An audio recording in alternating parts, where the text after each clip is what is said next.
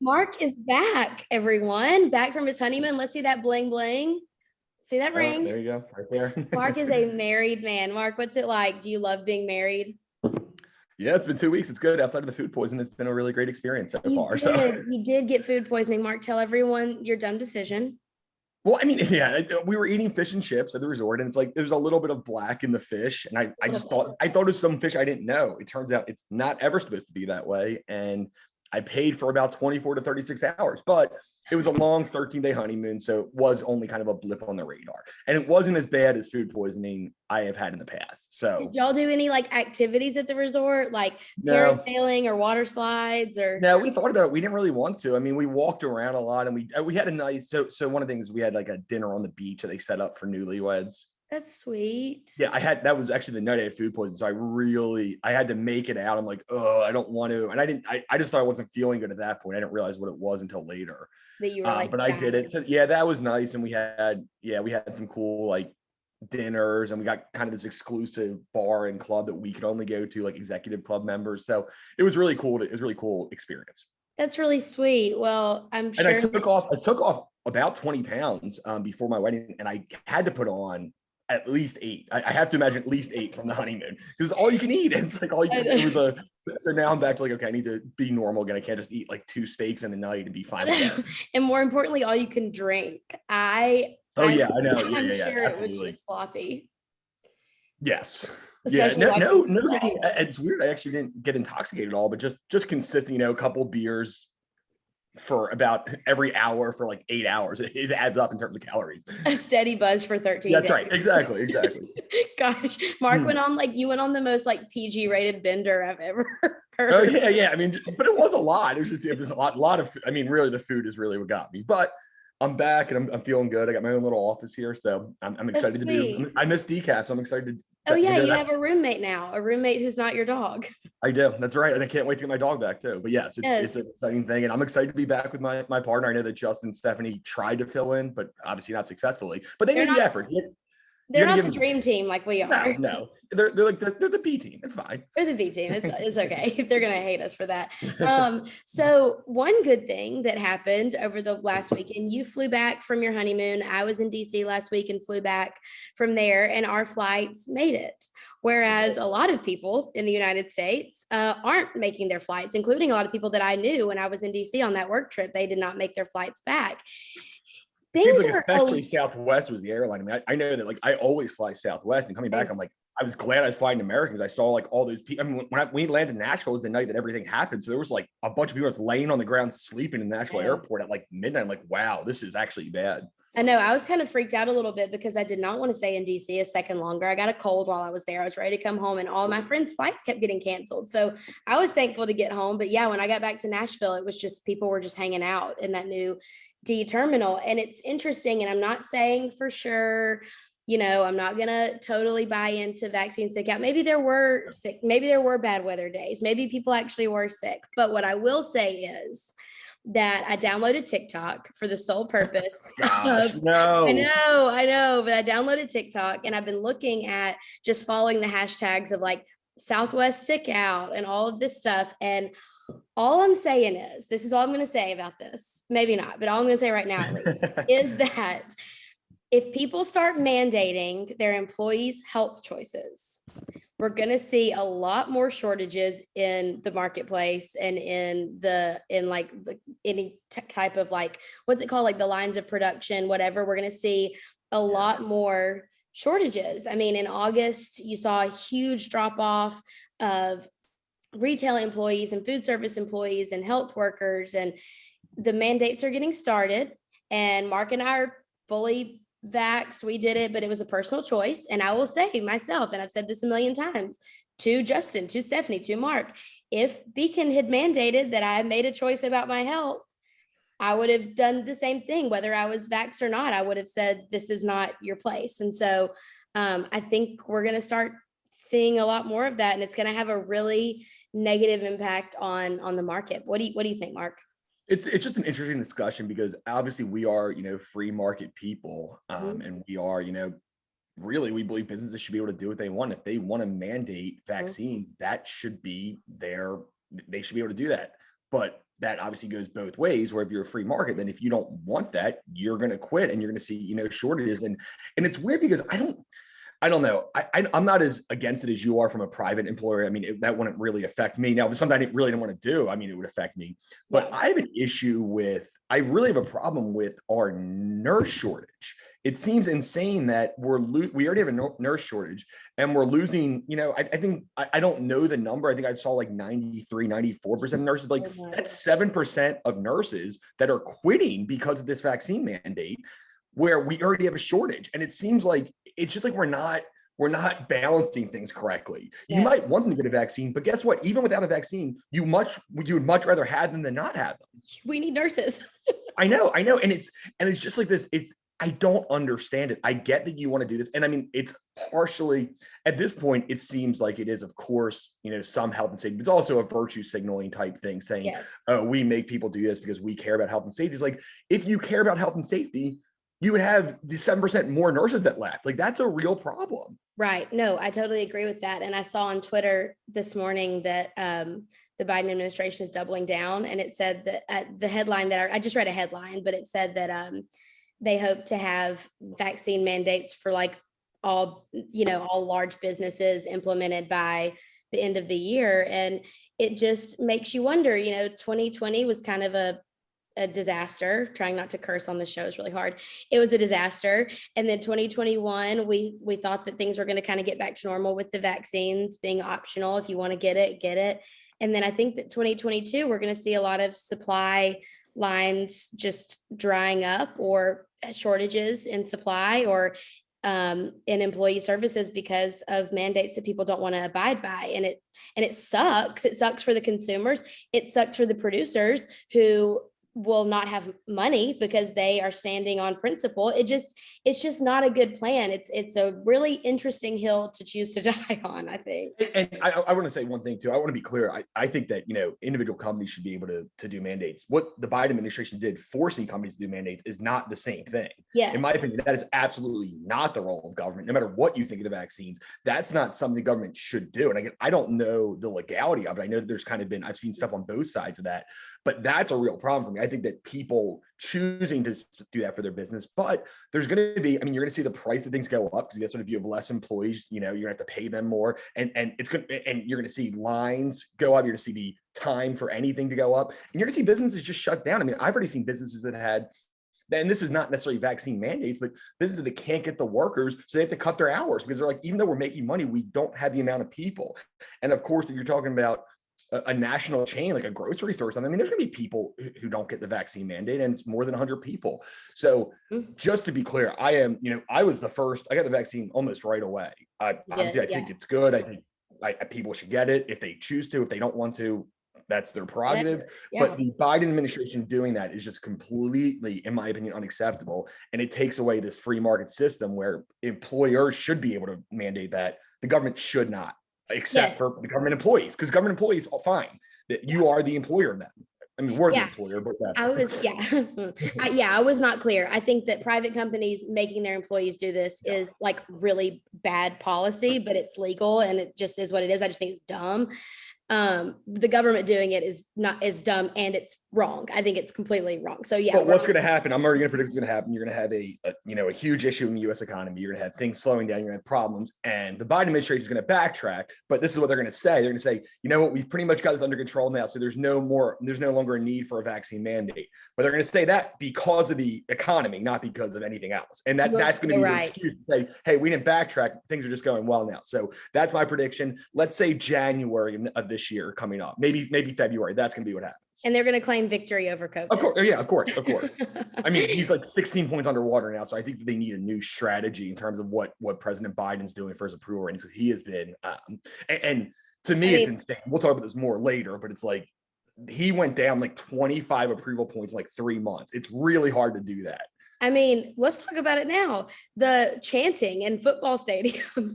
I was shocked when I started to hear that. I never would it's like this unprecedented thing. Like, people are making their disapproval known outside of just picking up the phone during dinner time and answering a pollster.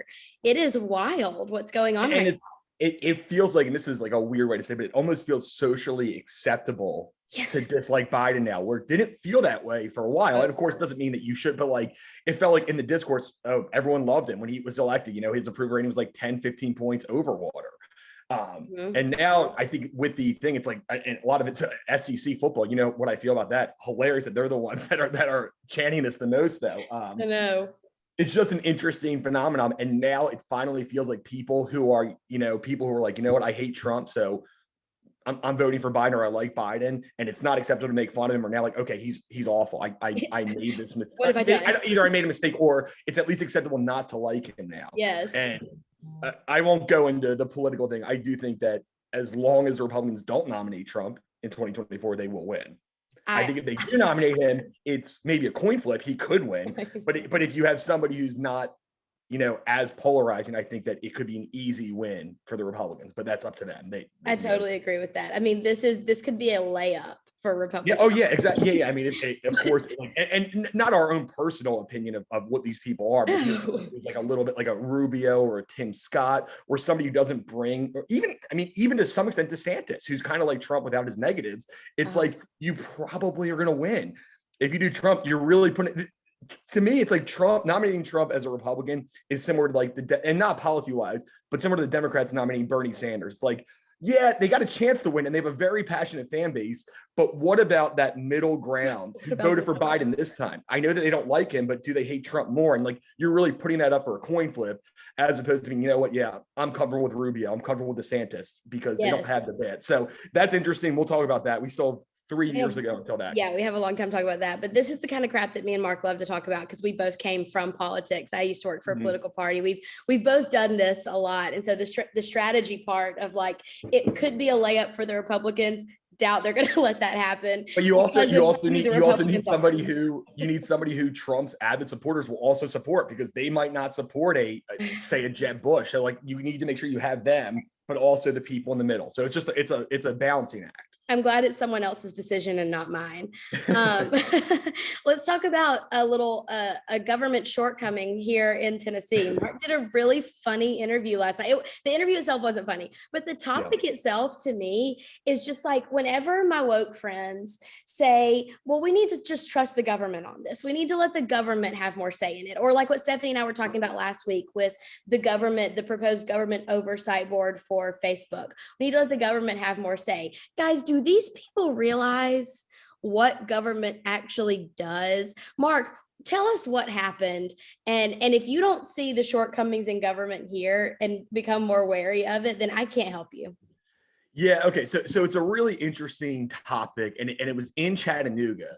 So there was a Chattanooga employee who basically, she works with homeless people. That's kind of her thing. And she's a government employee. Yeah, she's a city auditor. Yes. Yeah, she's a local government employee. So essentially what happened was she makes $31,000 a year. So I think she kind of works with the homeless population. She did a reimbursement for mileage for $400. I guess she probably drove to, Nashville or Memphis or something.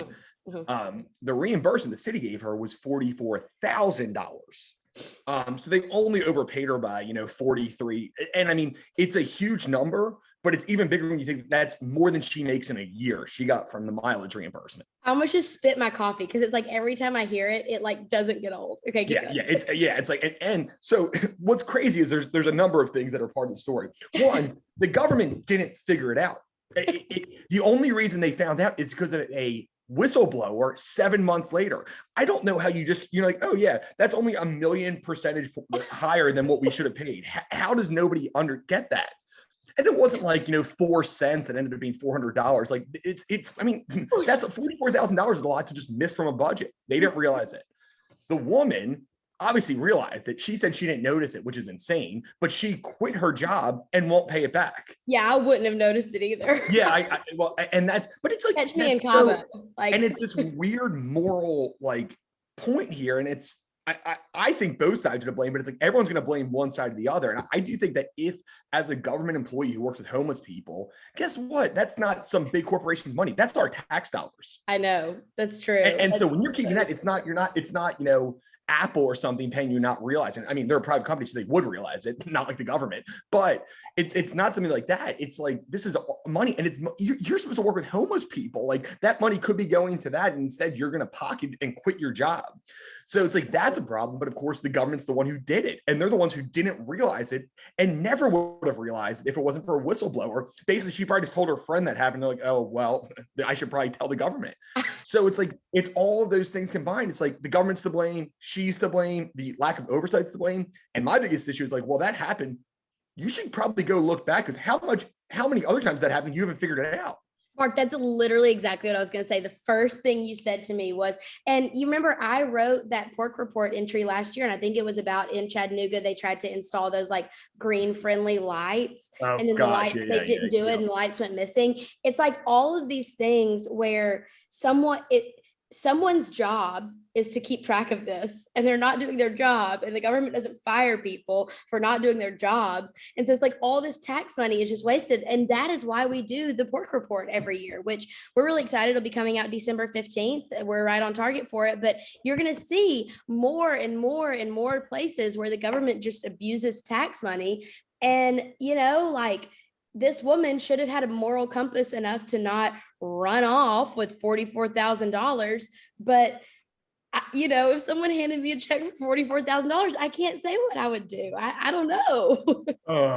I think that's, now the thing is too, they also, usually this gets caught, and for everything, I'm not a lawyer, of course, but when I've seen this in private things, like I've seen like somebody, basically give somebody a reimbursement on a bank account, and I think they pretty much always win. Like you're gonna have to pay that money back. Yes. And honestly, if she really wanted to keep it, would have been smarter not to quit your job. That only brings red flags. But fine. I know. Okay. Go girl. It's just an interesting, and I think that she's wrong. I mean, I think it's pretty. To me, it's black and white. I would give the money back. I think she's wrong too. I'm just saying, like, if it was me, and I was handed a check for $44,000, I would be like, could go buy some Manolos and then give back. When it's tax dollars, I would not. I know. You're right. You're right. But it's a real issue that the government oversight's not there, and the fact that this could just happen. It's like, you see how fraud can happen, and this was not fraud. I don't think it seems like just a incompetence, which is normally what government does. But it's really concerning about how easy that was, and how they would have gotten away with it. And like, how much else, I don't even mean in Chattanooga, like in the country, how much else incompetence is there where you just have money going to people, and nobody will ever know. It's just government money where it's like, hundreds of thousands of dollars, and probably tens of millions of dollars total in the country. If you take every like locality who accidentally did something, didn't check it. I know. Gosh, it really makes you wonder. I wonder if like private companies audited local governments, what they would find. Like, can you imagine? Probably bad. Like, no other private company is allowed to have an internal auditor control all their stuff except the government. Like, the government is the only one that they just like audit themselves. And I'm like, man, it's fine. It's just insane. Also, like, Biden wants to like look at all of our, anything over $600 in our bank account. How about you do it to the government? How about you figure out their issues first before you're trying to like go and worry about private citizens who make like $30,000 a year? Dude, that is bonkers that the government thinks that they can look at anything over $600 in our bank account. Like, that is it's just not right. I know that, but it's, that's the thing is like, it's crazy that they like, get your own house in order. Like, you have so many issues with, like, worry about that. Yes. It's crazy that this kind of thing happens all the time, but it was a great story. And basically my quote on the story was essentially what we just said too, Taylor. It's like, well, what else are we missing? Like, that's a real problem. Yes, it's a huge problem. So Chattanooga's having a bad day. You know who else had a bad weekend? Me. I had a terrible weekend. And you know why? It's because Alabama came out Saturday night looking like a bunch of 8th graders and could not freaking, if I get started, I was literally laying in my bed crying, blocking people's phone numbers who were texting me about this, except Justin's wife, Kara. Kara, if you're listening, she was a sweet angel and she checked on me. Suzanne checked on me too. But anybody, I didn't say anything bad during the game. You waited until Sunday morning, and I woke up. I didn't say anything bad. I just said, I didn't make fun of Alabama at all. I just said, hey, on Decaf, if they're in the top 6, I need to go on a rant about the rankings, not about Alabama, but about the ranking system. Okay, well, I'm going to say what I'm going to say and then do your rant. The last time we lost to Texas A&M, we won the national championship over LSU later that year. All I'm saying is, I'm holding out hope for my boys. Mark, take it away. Well, first of all, it's not over. I mean, if Alabama wins out, they're probably in the playoff. True. So to say that, I mean, of course, I would never say their season's over. My issue is partially what you just said, and that the rankings do not reflect reality. It reflects the polls and what people think, the pollsters think the teams that are good. It doesn't matter what the record is. So Alabama and Ohio State have both gotten this pass where they lost to a team that's, fine. And they're getting this pass as if they're still a top 16. Are they talent-wise a top 16? Yes, sure they are. But that is not the same thing. It's like, if you're going to put these teams so high, even when they lose, why even do rankings? Why even play a season? You think that Ohio State and Alabama are top 6 teams. Fine. Guess what? Ohio State hasn't been a ranked team yet. They got pretty embarrassed against Oregon, and Oregon has one loss, and they're behind Ohio State for something. Alabama, good. Alabama has no good wins. Who have they beaten? Florida? I know. Yeah. And Texas A&M is a trash football team. It's true. They are a bad football team. Now, it's one loss. I don't think, Alabama doesn't. If Alabama wins out, I'm fine with them making the playoffs. But they should be down at 11 or 12. Ohio State should be down at probably 14 or 15. And it's not fair that these teams that Michigan is undefeated, they should be up there. Michigan State is undefeated. It's not like I think Kentucky's good. They haven't lost yet. And that was a huge last weekend was epic for Kentucky. The Florida win. That was wild. And partially it's because Florida's not good, which is why Alabama has no good wins. And here's the problem too. It's everything is adjusted because people think Alabama is great. I mean, they still do. And it's like, even though they viewed Florida better because they played Alabama tight, right? Like they're like, oh, so that's a great win for Kentucky. Where if Alabama's not that good, then Florida's not good. And Kentucky's win isn't, but Kentucky's undefeated. They're an SEC team. They should be in the top 6 or 7 right now. And they're not a top 6 or 7 team, but it's all about what you've done. And guess what? We're not always right. Like sometimes we think maybe Kentucky's really great. Maybe they're the best team in the SEC. But the rankings will never show it. And I know yesterday. And Iowa should be the number 1 team in the country. They are not the best team in the country. Iowa has the best wins. Shout out to Jordan. Jordan's an Iowa fan. Shout out to Jordan. Iowa should be the number 1 team in the country now. They've beaten like 3 top 20 teams. They're undefeated. They've beaten 2 top 10 teams, I think, already. They're clearly not the best team in the country, and they will not make the playoffs. I will tell you that. But it doesn't matter. Right now, they should be 1. It's early in the season, and the rankings should. I actually completely, even though this really hurts me, I completely agree with you, Mark. I think that you should have to earn your place as the season goes on. And Iowa, of course, will knock on down, but right now they have had the best wins. Maybe they won't though. Maybe we're wrong, because I am like, if you talk about common sense, it's probably like Alabama maybe loses 1 more game in the championship. Ohio State probably wins out, but we don't know. And right now, and you remember when Alabama kind of that down year, like everyone thought they were the best team in the country. They had 2 losses. Then you make the playoffs. What was that, 4 years ago? Yeah, I remember standing at the kitchen sink washing dishes and hearing that we were in the playoffs, and I was shocked. And I was like, this feels wrong, but I'll take it. And if I want to be honest too, a shout out to Suze. I mean, Arkansas, I know they have 2 losses, but they actually beat somebody. I mean, they beat a Big 10 team who's decent. Or Big 12 team, I'm sorry. They beat Texas, who's a decent team. Right. So like, I'd rather have these teams that have some wins. And one more team who I just want to, Wake Forest, 6-0. They've beaten everyone in front of them. And they're in the ACC. They're not in some bad conference, and they're 17th, even though they're undefeated. I'm just done with this. I'm done with this ranking system. I think it's garbage. I mean, I think Alabama, if I'm ranking them, I put Alabama about 13 right now. And I put, not to say that, but if they win out, they'll still be in the top 4. Yeah. That's all it comes down to. It has to matter. And the rankings, they favor these big schools. It's not just the SEC. They favor big schools. Ohio State, they favor Alabama. If Georgia loses, they'll still have Georgia in the top 5. Like it's these schools who they just get the preferential treatment every year. But I'm glad that we have a playoff committee. So hopefully they'll be able to fix some of these wrongs. But Alabama, I'm not down on them either. They lost this game to a bad team. Fine.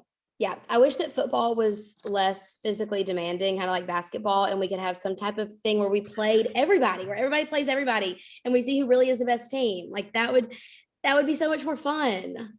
But we still agree there should be an 18 playoff. Also, if 8 Alabama wins. doesn't win, you're on the Cincinnati train with me, right? We're cheering for No, Cincinnati. no. If Alabama is not in it, I am fully committed, mind, body, and soul to Cincinnati. Those sweet, sweet boys need a break, and they need to get the recognition they deserve. I am fully in on Cincinnati. If we're being completely fair about the schedule, Cincinnati has won at Notre Dame. They've beaten Indiana handily.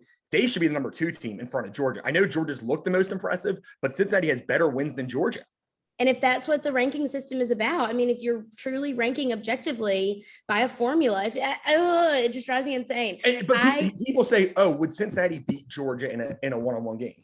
Maybe, probably not. I mean, they'd be an underdog, but that's not relevant to the rankings. Here's the thing. When my friends say they don't like sports, it doesn't make any sense to me, because with any other movie or TV show or whatever, you can look up spoilers and see what's happening. With sports, this is why we play the game. We play the game because we don't know what Cincinnati would do against Georgia. We have absolutely no idea. It would be incredible to see those two teams play. And if by the second half Georgia's up 48-0 and whatever, then I'll eat my words. But I think it would be incredible to see these two teams play, because it's never happened before. And that's why we play the game, people. Well, tell me if I'm wrong, but let's remember what happened last year. Cincinnati played Georgia in a bowl game. Cincinnati was up for 99% of the game, and Georgia took a 60-yard field goal to win the game. So, let's not act like they're this. Don't count them out. No, I mean, Cincinnati outplayed them for 3 quarters last year. I know.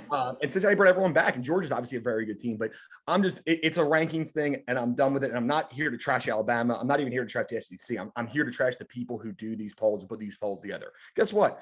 Ole Miss. I'm done with Ole Miss too. Ole Miss is not a good football team. No. They have a good quarterback. They don't stop anybody.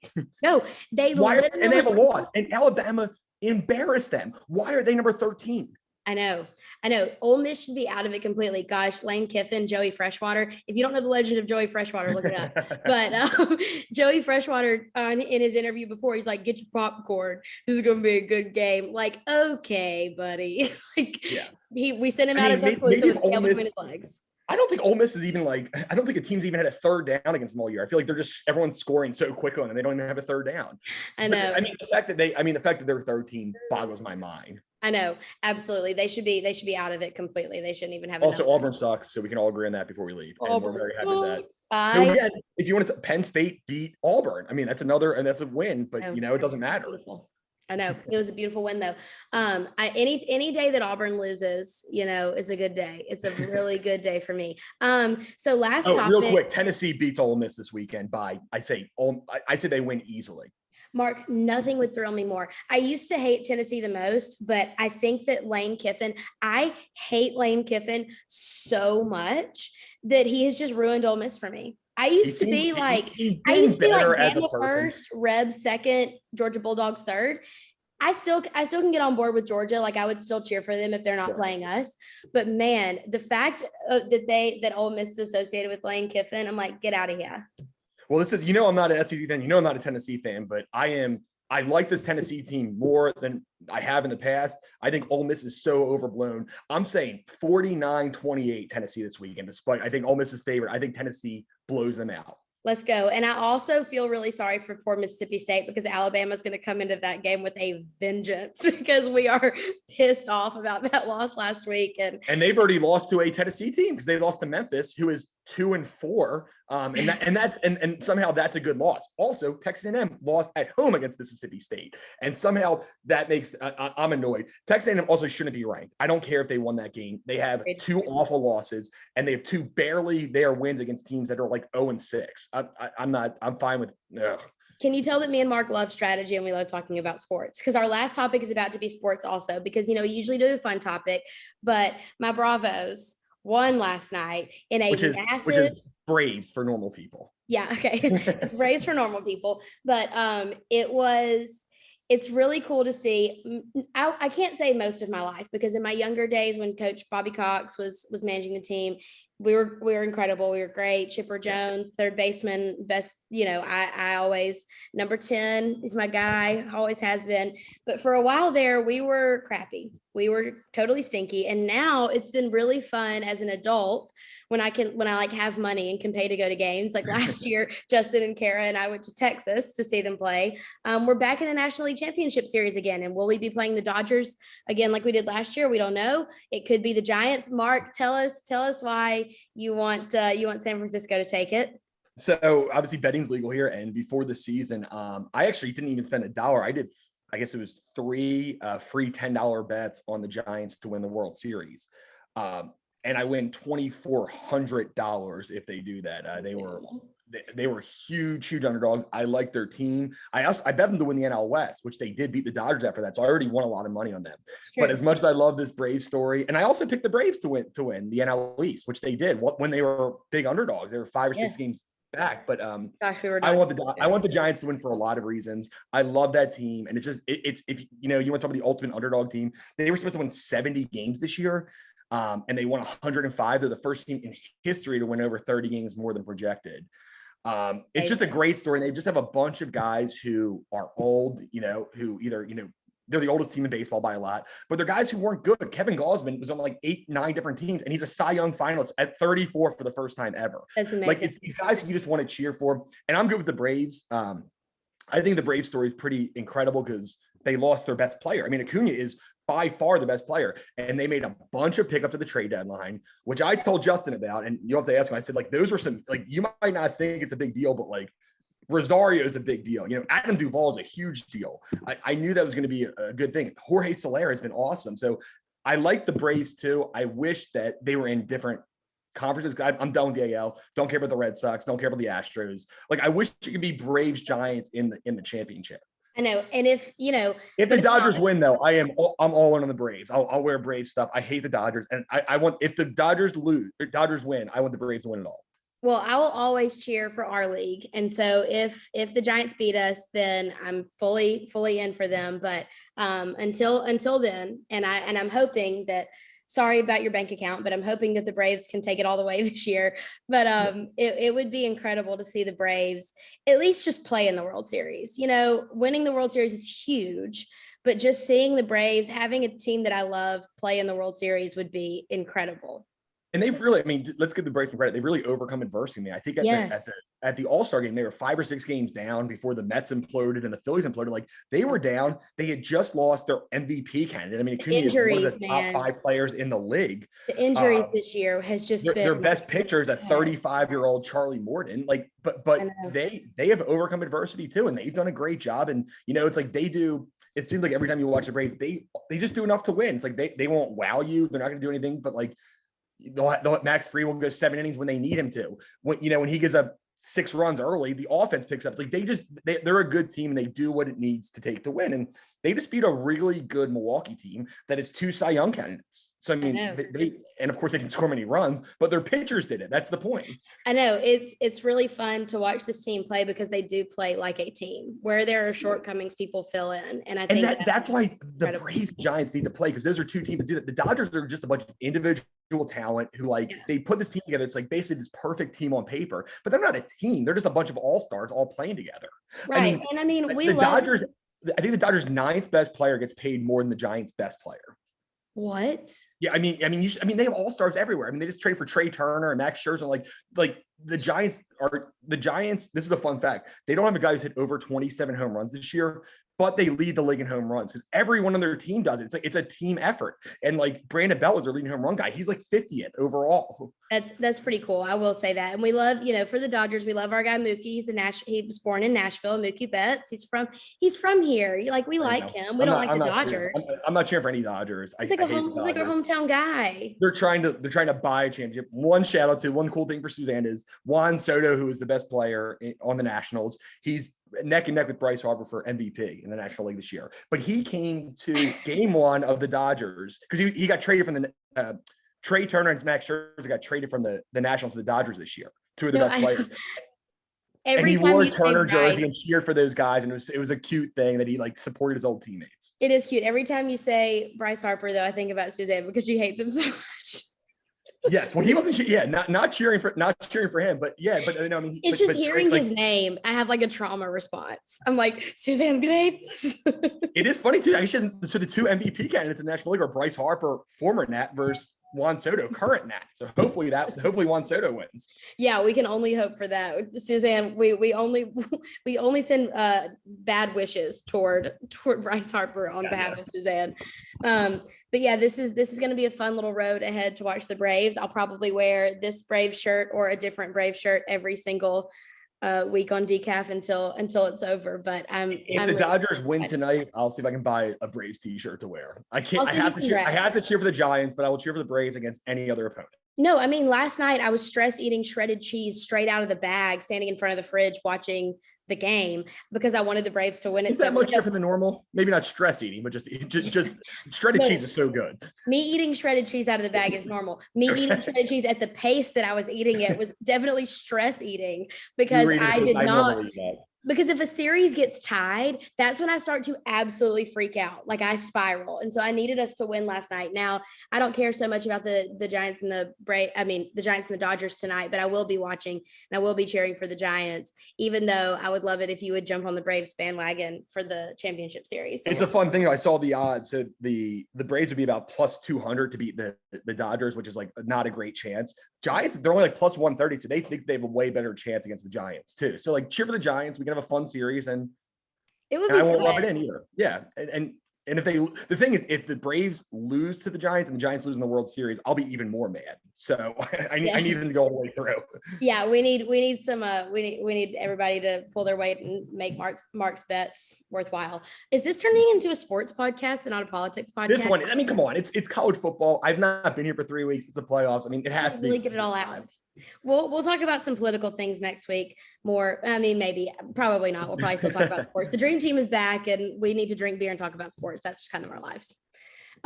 Mark, congratulations on bagging the cutest, sweetest bride in the entire world.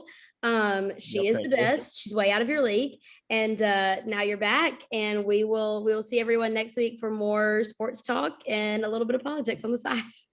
See you guys.